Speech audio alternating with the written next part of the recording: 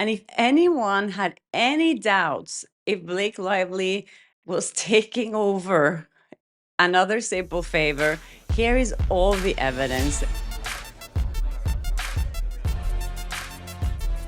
Hi, and welcome to Blossom Talk. I'm Kjersti Flaa, and here on my channel, I talk about my good and bad experiences in Hollywood working as an entertainment reporter. And as you know, a lot about Blake Lively and Justin Baldoni and everyone involved in the crazy legal drama. So yesterday, I spoke about an article in The Guardian, which was really kind of a hit piece on all creators out there. And they mentioned me, and they had a source who was this kind of modern feminist that's been on YouTube for a while. And all she does basically here is trashing other female creators. Anyways, I received so much feedback from you guys and so much support. It was really heartwarming. So thank you so much. I wish I could just give all that support back to all of you, because it's such an amazing feeling when you feel that someone has your back. And yeah, so thank you so much for that. Yeah, when things like that happen, I just feel like this community is so amazing. And there's so many women here supporting other women and also men. Let's not forget that, because in this discussion, it's always about all the women that are interested and invested in this drama. But there's a lot of men too. I get so many emails from guys. So thank you guys, and thanks to all the beautiful, amazing women out there that are looking for the truth and seeking the truth and supporting the truth, because that's the only thing that matters. And thank you so much for sending me all the tips you're sending me. Someone just sent me this link to Blake Lively's Instagram and a post she did. It was a little while ago, a week ago or two now, when she went to, it's a week ago, yeah, whatever. When she went to Wrexham, to Wales to watch the Wrexham soccer team play. And she posted a bunch of photos and videos from the event. She posted a bunch of selfies of herself with fans. And yeah, I talked about that whole trip here on my channel before. But anyways, I didn't look at the comments. As you know, they're limiting the amount of comments on every post. And usually they're around like 10 to 15 of close family members or friends or whatever, people that are commenting on their posts. And on this post, Blake's nephew left a comment. Jake Lively left a comment saying, "We have dragons." He's basically mocking this entire situation and making it into a joke. As we know, Blake Lively used that term when she was describing to Justin Baldoni all the powerful people she has around her. She was she was comparing herself to Khaleesi, and that Taylor Swift and Ryan Reynolds were amongst her dragons. She had more, as we know now. But the fact that her older brother's or half brother's son, Jake, is making this comment that she allowed on her Instagram, and she allowed it as well, which is so surprising to me. Why would she do that? Why would she have anyone poking fun at the lawsuit like this? Because as we know, it's so bad for her case. Every time something is mentioned, every time she's out in public, and then she's allowing someone to mock the entire thing on her Instagram. And we know that all these comments are so carefully vetted. Yeah, let me know what you think about this. I went into Jake Lively's Instagram. He's a struggling actor who is who looks like he is very into his own appearance, and he did like this short video on YouTube, a short film where he's acting, he's pretending to be an influencer, showing off his body and whatever. Anyways, he's young. I don't know if he knows what he's doing, but this is not a smart move. Anyways, I've got so many tips from you guys saying that I have to look into this Reddit post about how Blake Lively ended up on Time 100 Most Influential list. And there's been so many speculations about it. And I think everyone can agree that she didn't deserve that spot. For what, especially after hearing what the CEO of Time 100 was saying about her, that she had a great year.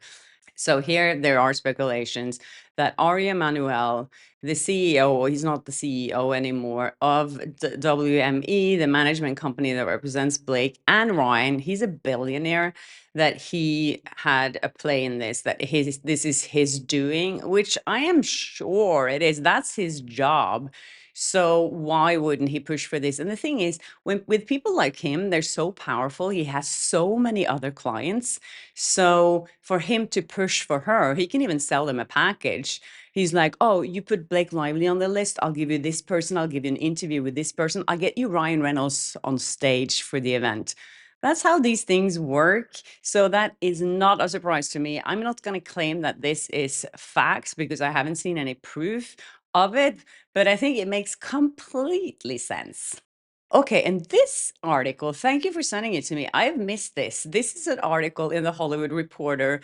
And if anyone had any doubts if Blake Lively was taking over another simple favor, here is all the evidence that you need. It's quite funny reading this because this is an interview with the co-writer Jessica Schartzer. And it's an interview that she's supposed to talk about the writing process and about the movie and why they decided to make a sequel and all that stuff. But this reporter is so good at what she's doing. She keeps asking her how much influence Blake had on everything. There's so many questions about it. And this woman keeps sharing about how much Blake had to say in every aspect. She says here, I'm going to read a few questions for you guys. She says here, Emily's lines are so witty and she's so quick. I'm curious if Blake's real life sense of humor inspires any of her dialogue. And then Jessica, the co-writer, says, definitely. I mean, she's funny. She's married to a very funny man, Ryan Reynolds. And I think they help each other with all their projects. Oops. And so it's a really collaborative process because Paul Feig is also a writer. In addition to being a great director, and Blake has great ideas for her character, to whom she feels very connected. It really is a collaborative process, and there are a lot of funny lines that I either didn't write or don't remember writing, and it could have come from a number of sources. Okay, so she don't remember if she wrote a line. If you're a writer, you remember everything that you write. And she doesn't want to say that Blake Lively just put her own lines in there without her knowledge. I mean, she's that smart, but she does admit that there were lines in there that she had no idea where they came from. And then this reporter says, could you give me an example? And she said, my favorite line in the first movie that made me laugh every time that I did not write is when Blake is at a playground with Anna and she talks about working for a tough bus. And she says, oh, they will F you in the face. That line always makes me laugh. And I know I didn't write it because I've never heard that expression before, but I just love it. So there's always lines that are news to me and in a good way. Okay, so we obviously know that Blake Lively just put that in the first movie as well. And then the reporter continues, oh, wow, she came up with that, pointing at Blake. And the co-writer says, I don't know if it was her or Paul. I'm not exactly sure what the source was, but definitely wasn't me. Haha. Yeah. This is so funny now. I feel like she has Paul Feig by the balls right now. As we've seen in all interviews, he's been out there defending her so much. And now we see how much power she had over him in this movie. And it continues because they're talking about, the co-writer is talking about that there's kind of a twisted love story between Anna Kendrick's character and Blake Lively's character. There's so many twisted love stories in that movie, by the way, and it's horrible. I've talked about it. And then the reporter asks, what was Blake's reaction to reading that in the script? What was Paul's reaction? And then she says, I was on strike during a lot of these developments and these conversations, and so I wasn't part of all of them. But I think Blake really was behind this decision. I don't think it was handed to her without her participation. My sense is that she really embraced it and wanted to do it. This is so telling. And I think for Brandon Friedman, this is just amazing. This proves again that she doesn't take on a part of a movie as an actress. She takes on a part of a movie as I'm doing everything here and everyone step aside because Blake Lively is in the house and it's going to be my way or the highway. And then she continues saying, I'm sure any director like Paul or even a big star like Blake will give notes on the script. Was there anything else that they brought to the table with this follow-up?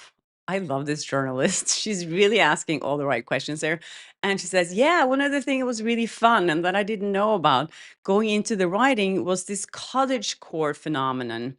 And Blake is really interested in it. Cottagecore is like this trend that was going on that everything was supposed to look like kind of a cottage lifestyle.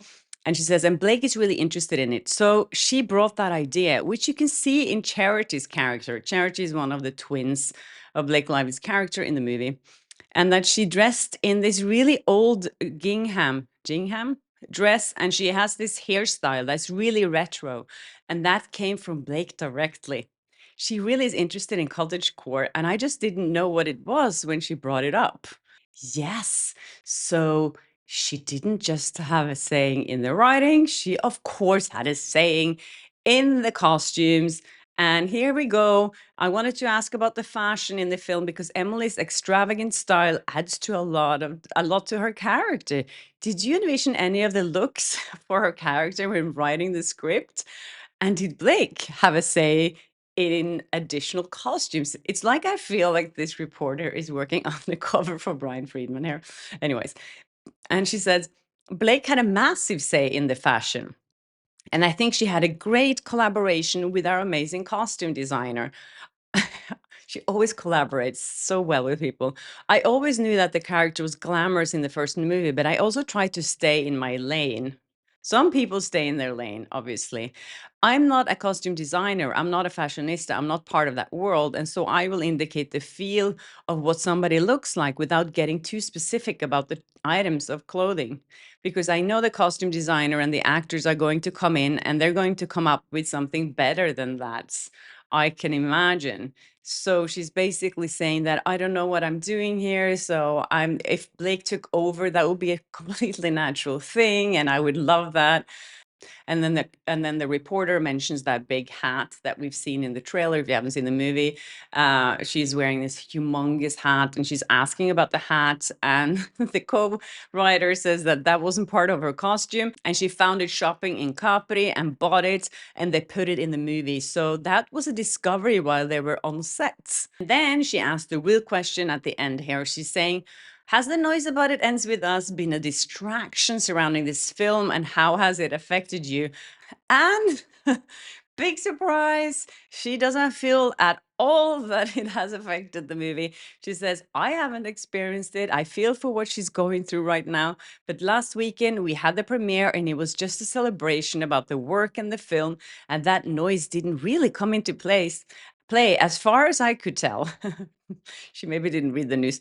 But no, it doesn't really affect me at all. I'm excited about the movie. I'm excited for people to see it. We have so many fans at the movie for the first movie that we've been looking forward to it. And I hope that they're able to come to it and focus on what's in the movie and not all of the extra stuff, the stuff that really has nothing to do with the movie.